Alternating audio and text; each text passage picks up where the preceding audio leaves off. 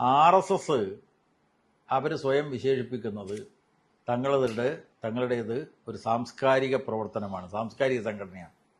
ഞങ്ങൾക്ക് രാഷ്ട്രീയ ദൗത്യമില്ല, ഞങ്ങൾക്ക് ഇല്ല എന്നൊക്കെയാണ് RSSന്റെ നേതാക്കന്മാർ ഒരു കാലഘട്ടം പറഞ്ഞിരുന്നത്. ഇപ്പോ പ്രത്യക്ഷമായി തന്നെ BJPയെ നയിക്കുന്നത് ആരാ? RSS ആണ്. BJP നടത്തുന്ന പ്രവർത്തനം എന്താ?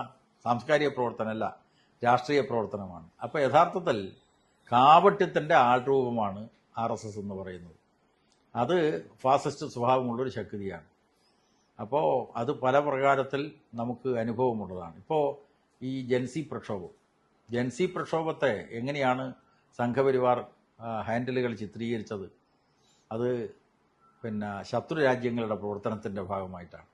യഥാർത്ഥത്തിൽ നീറ്റ് പരീക്ഷയുടെ ചോദ്യപേപ്പർ ചോർച്ചതിൻ്റെ ഫലമായിട്ട് നമ്മുടെ നാട്ടിലെ കുട്ടികൾ ആത്മഹത്യ ചെയ്തല്ലോ. അപ്പോൾ ആ തലമുറ കൃത്യമായിട്ട് അതിനോട് പ്രതികരിച്ചു, അവർ രംഗത്തിറങ്ങി.